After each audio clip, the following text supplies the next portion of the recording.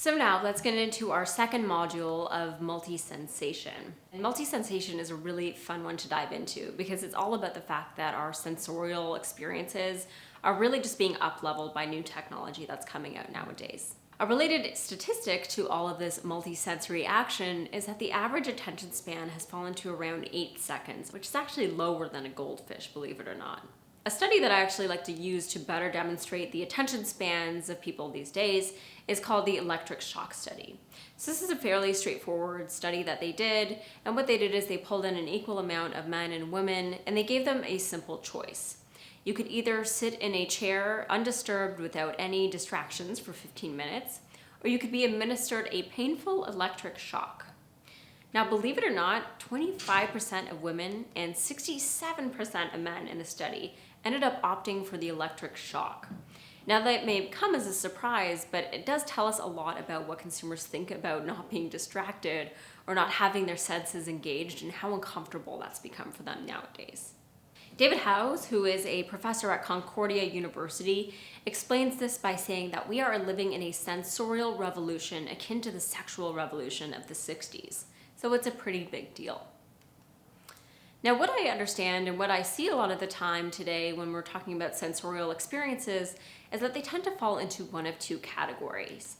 Now, I'd like to call these instafactories and fulmursions, and we'll get into what each of these mean one by one. So what is an instafactory? An instafactory can be pretty nicely summed up by this insight called aesthetic exhibition. And these are examples of galleries and museums that really put the selfie and photography at the core of that experience. Now, the most famous example of this is the Museum of Ice Cream. And if you haven't heard of the Museum of Ice Cream, here's a few things that you should know. So the first thing is that it is not an actual museum. It's not terribly educational, which is one of the reasons why people have a lot of resistance towards it. The second thing you need to know is that it costs $38 to attend, so it's a pretty pricey investment. The third thing is that it sold out in every city. It was incredibly popular and the demand was almost relentless. And lastly, a lot of celebrities have dropped by, which kind of boosted its popularity, as you can imagine.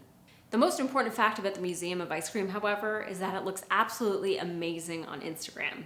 So reactions to the Museum of Ice Cream has been mixed, to say the least. But whether you think it is the absolute best thing or the worst thing ever, it doesn't really matter because the Museum of Ice Cream is really powerful and it's taught us a lot about consumers today.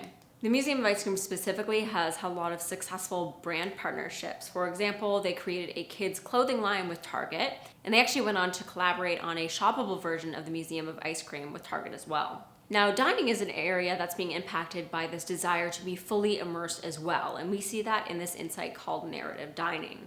An amazing example of this is the restaurant called Ovi New, which is in Barcelona, and it's completely obsessed with really bringing consumers into a story and immersing them with every sense possible. Now, on the other side of the spectrum from instafactories, we have fulmursions.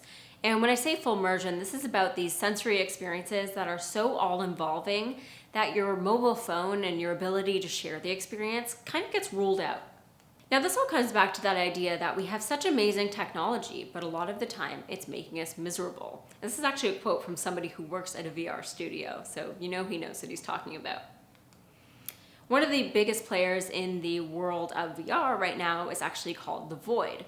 And what's interesting about The Void is that they not only have an amazing, world-class VR experience, they also mishmash that up with an obstacle course, which makes the whole experience feel incredibly real.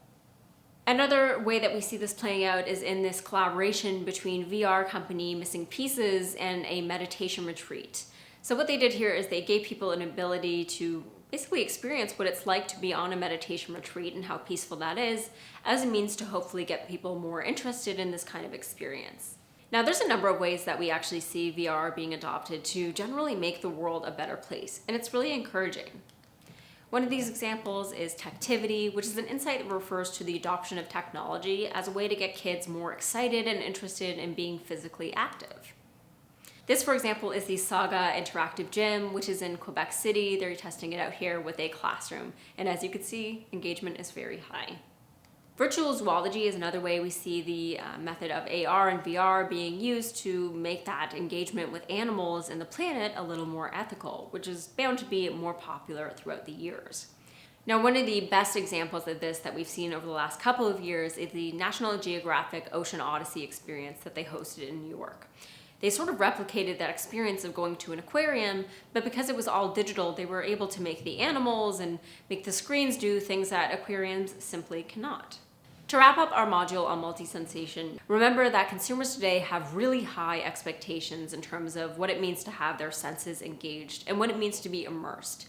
This plays out in a number of ways, both in terms of being a shareable experience and being one that is so immersive that it cannot be shared online.